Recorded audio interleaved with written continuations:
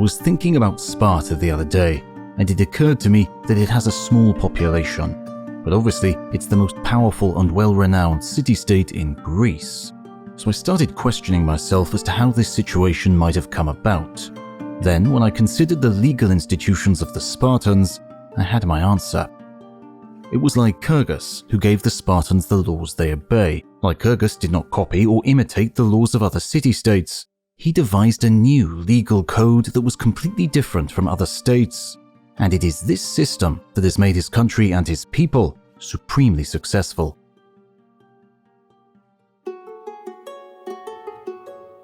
Other Greek parents send their boys to a school to learn writing and music. These boys, however, are indulged by giving them soft sandals, comfortable clothing, and as much food as they can eat. Spartan boys do not have their feet softened by wearing sandals. Lycurgus instructed that the boys should go barefoot to harden their feet.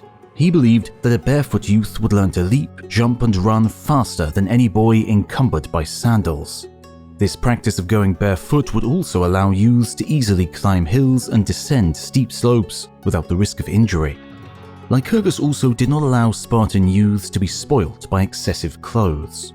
Indeed, he introduced the custom of wearing one single style of outfit throughout the year. He thought that this habit would prepare the citizen to withstand seasonal changes in heat and cold, extremes experienced on military campaigns. Regarding their diet, Lycurgus required the officials to provide enough food to sustain the boys, but never allowed them to fully satisfy their hunger. He believed that those who trained and exercised under these conditions would be better able to work on an empty stomach. Consequently, if a command was given on campaign, then adult Spartans would be better able to undergo scarcities of supplies. They could eat whatever was available and still retain good health and endurance. Lycurgus also thought that a diet that kept the body slim would increase height and build better than by eating fattening foods. But Lycurgus was also concerned that the boys might experience too much hunger. He therefore allowed them to alleviate this by stealing food. The purpose of this practice is obvious to everyone. He gave the boys a difficult challenge that encouraged resourcefulness. A person plotting theft will spend restless nights planning the action. He must disguise his intent, recruit observant accomplices, lookouts and informants, and await his opportunity for his planned enterprise. It is certain that Lycurgus devised this system to make the boys more ingenious in procuring supplies as further preparation for combat. Of course, someone might ask, if the Spartans endorse theft, then why is the boy who is caught thieving beaten as punishment? I reply, because a learner must be punished for not properly conducting the task he is being taught to perform. So the Spartans punish those who get caught because they were stealing badly.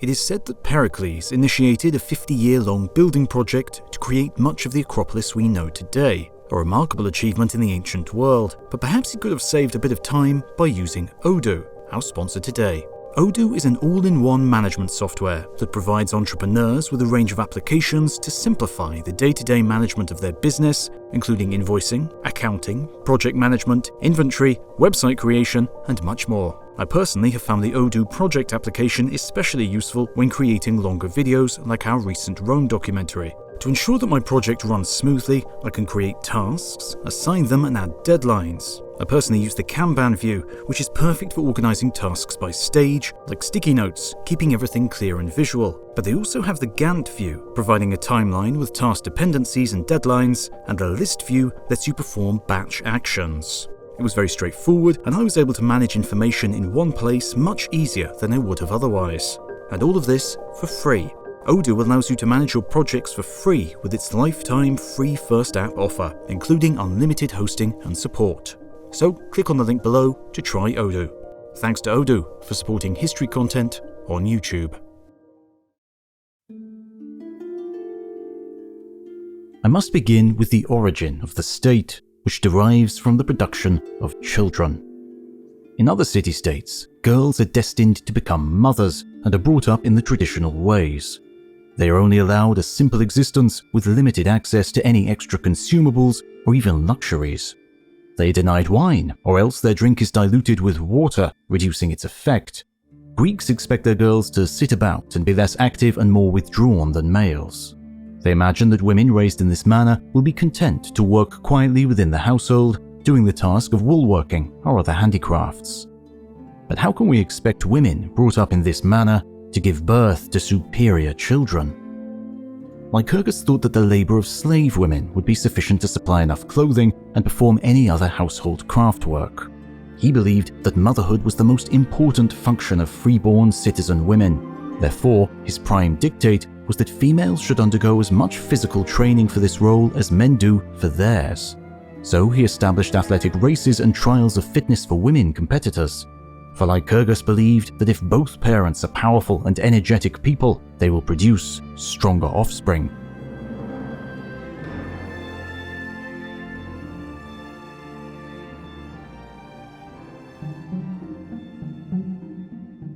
In addition to this, he withdrew a man's right to take a wife whenever he chooses to do so.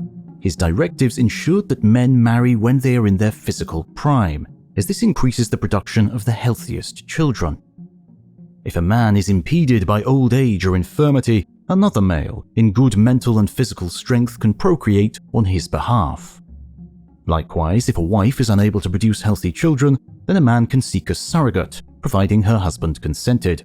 These offspring would be brothers, but with no claim on property. So Lycurgus imposed regulations regarding the breeding of children that were very different from the other city-states. By this means, he successfully populated Sparta with a race of men who are superior in size and strength. Anyone who wants to see this can inspect the Spartans and judge the result for themselves. If a man is attracted by the physical form of a boy, that connection is banned, as it is an abomination. This prohibition has prevented the practice. It is as rare as incestual intercourse with children or sexual relations between brothers and sisters. I'm not surprised that other Greeks refuse to believe this statement, for their laws do not oppose this behavior. This is the Spartan system of education, and I've explained how it differs from that of other Greek city-states. Others can easily judge which system produces the more obedient, respectful, and self-controlled citizens.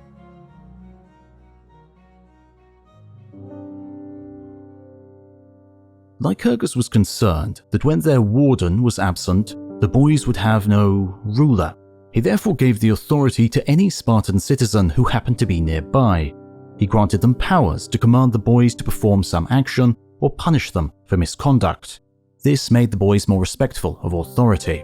Lycurgus insisted that Spartan youths walk in silence and keep their hands concealed beneath their cloaks.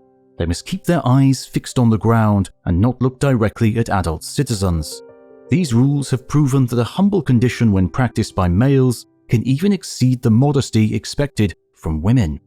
Indeed, I would expect a stone statue to speak before I could hear an outburst from a Spartan youth. I think it would be easier to attract the attention of a bronze figure. Indeed, Lycurgus believed that if he could get young men to compete against each other to achieve certain positions, then everyone might gain a higher level of masculine prowess. I will explain how he encouraged this competition. This struggle is most highly prized by the gods. Each competitor strives for superiority with all their personal might, so by these means they support and enhance the city-state.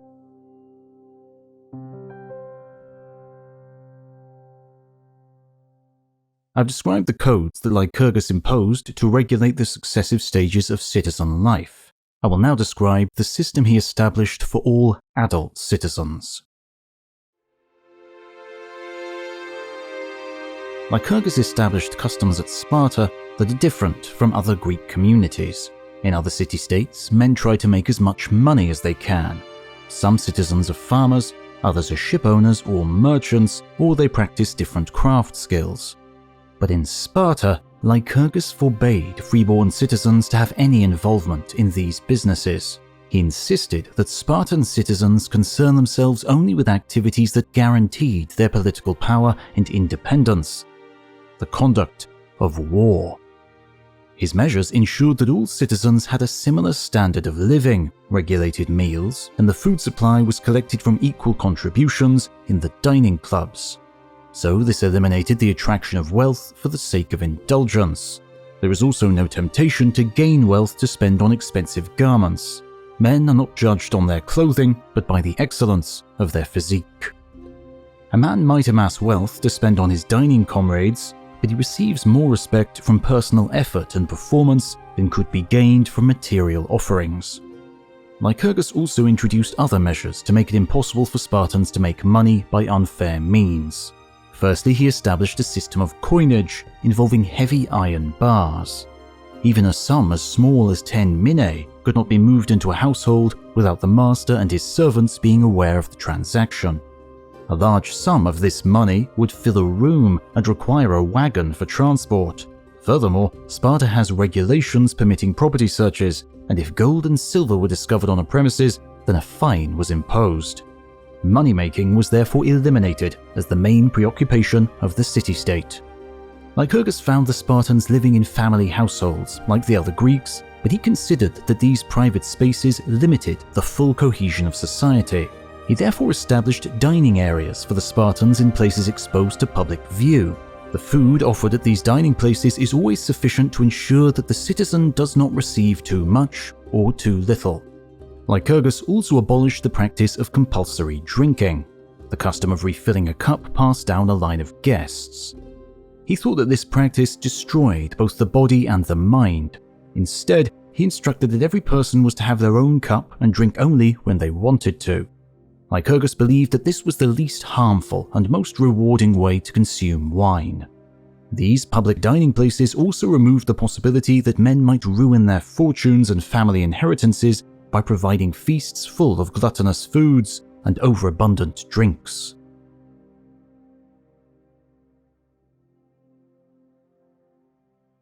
Lycurgus also observed the impact that rations had on workers. A man who works hard due to his duties or personal character will have a superior physique.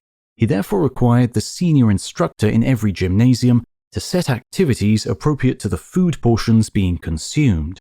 Their training exercises equally enhanced their legs, arms, and necks. I personally believe that Lycurgus succeeded in this measure, for the Spartans are clearly the healthiest and most robust of all men. Spartan institutions differ in other ways from ordinary Greek practices. In most city-states, each man has control of his own children, servants, and goods. But Lycurgus wanted to guarantee that all citizens had a common unity and gained advantage from each other. He therefore gave every father authority over other men's children. When fathers have this authority, they will treat other children as they expect their own to be treated. Indeed, it is considered a disgrace if a son complains to his father after being beaten by another boy's father. The son is quite likely to receive another beating. A similar scheme existed for horses, and if a citizen falls ill or needs to reach somewhere quickly, he is permitted to borrow a horse from anywhere he finds it. Lycurgus contrived many excellent plans to make the citizens willingly obey his laws, but one of his most ingenious was to take his legal code to Delphi, the religious center of the Greek world, before presenting it to the Spartan populace. Lycurgus arrived at Delphi accompanied by the most important Spartan citizens and formally posed his question to the god Apollo. He asked the god if it was better for Sparta to follow his new constitution and obey the laws he had devised. When the god answered that this constitution benefited Sparta in every way, Lycurgus returned to his homeland and presented his laws to the populace. But he also informed them that anyone who refused the judgment of Apollo, as revealed by the Pythian oracle, would be guilty of sacrilege.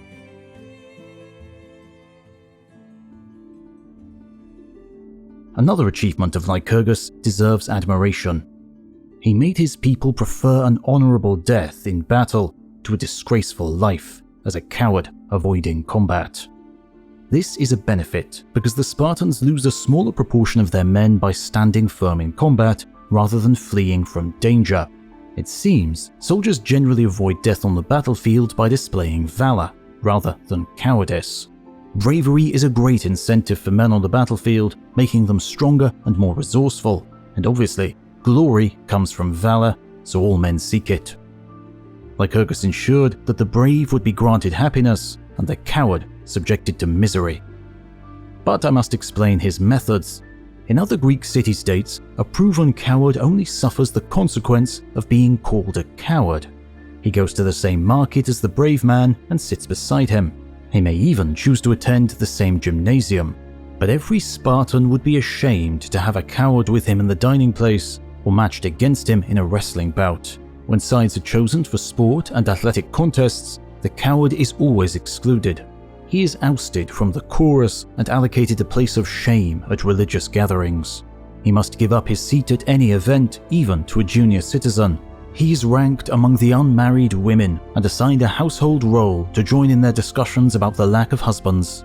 He will be denied a wife and not obtain any benefits from this, for if he strolls around looking relaxed, like a man without concerns, he will be set upon and beaten by his betters. So much dishonor is loaded upon these cowards that death seems preferable.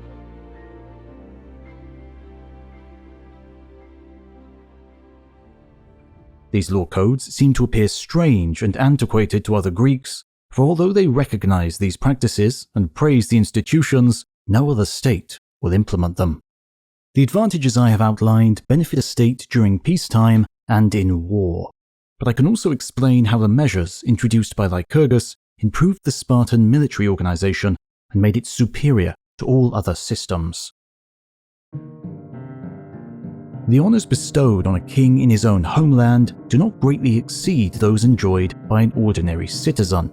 This was intentional, since Lycurgus wanted to prevent any king from feeling despotic pride or cause the citizens to envy him when observing his royal entitlements. But the laws of Lycurgus do reveal true reverence for kings in their funeral rites. This is the only instance when the kings of the Spartans are honored, not as mere men, but as virtual demigods. When war is declared, the council issues a proclamation stating the fixed age limit for a levy of troops. First, they recruit the horsemen and hoplites. Then they determine the need for men with specific craft skills, and they fill those roles. This means that, when on campaign, the army are well supplied with all the useful materials and skills they require. All the implements and weapons that the army needs are assembled prior to the campaign. Lycurgus arranged for the soldiers to wear a red military cloak, as this clothing was considered to be the most masculine outfit and least like garments worn by women. Lycurgus allowed the younger men to wear their hair long as it enhanced their physique, making them appear taller and more terrifying. The dominant opinion is that Spartan infantry formations are very complex, but this is incorrect. Their formations are easy to organize so that no man who is following the movement of his comrades can make any mistake. Some soldiers have the privilege of leading the ranks, and the rest simply follow orders. Their law also requires all Spartans to practice regular gymnastic exercises on campaign. This bolsters their pride and allows them to demonstrate their physical prowess. Their race courses are always within the regimental space, so that no man is ever far from his weapons as he exercises. Before battle, an order is given for the soldiers to polish their military kit. It is also a custom for the young warriors to comb and dress their hair before combat. Then they are reminded of their obligations and expected to be boisterous. The men then shout encouragements to their officers. Anyone viewing these arrangements must certainly think that all other Greek soldiers are amateurs, merely improvising their tasks. Only the Spartans are the true artisans and masters of warfare.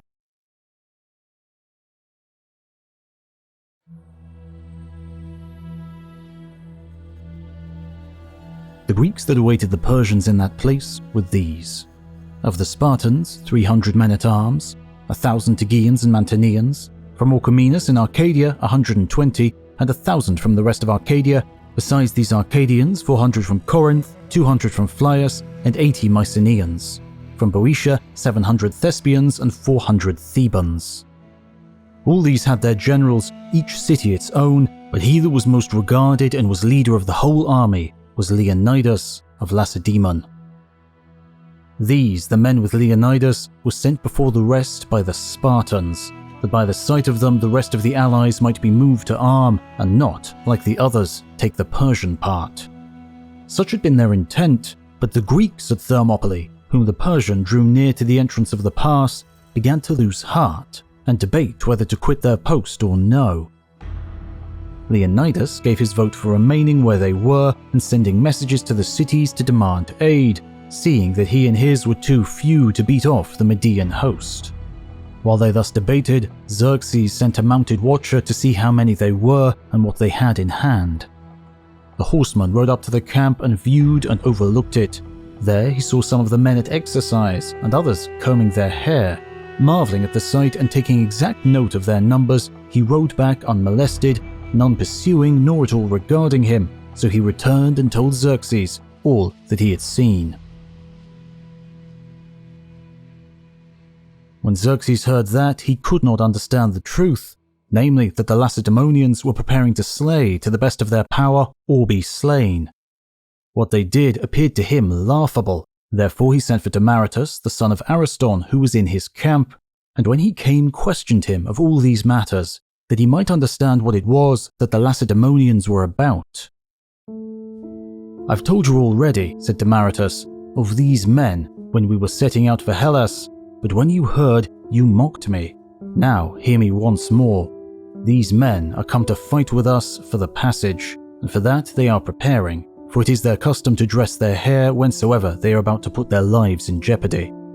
Moreover, I tell you that if you overcome these and what remains behind at Sparta, there is no other nation among men, O king, that will abide and withstand you. Now are you face to face with the noblest royalty and city and the most valiant men in Hellas." Xerxes deemed what was said to be wholly incredible, and further inquired of him how they would fight against his army, being so few.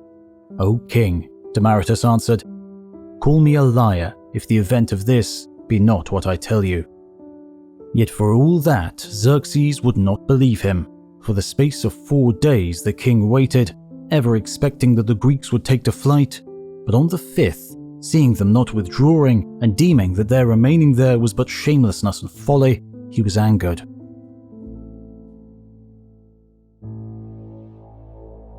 The Greeks at Thermopylae were warned first by Magisteus the seer, who, having examined the offerings, advised them of the death that awaited them in the morning, and presently there were deserters.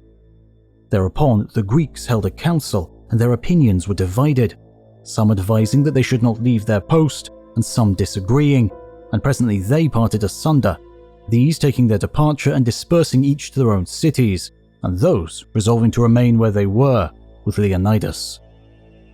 It is said indeed that Leonidas himself sent them away, desiring in his care for them to save their lives, but deeming it unseemly for himself and the Spartans to desert their post, which they had first come to defend. And so Xerxes, having at sunrise offered libations, made his assault. The foreigners that were with Xerxes attacked, but the Greeks with Leonidas, knowing that they went to their death, now met their enemies outside the narrows, and many of the foreigners were there slain, for their captains came behind the companies with scourges and drove all the men forward with lashes.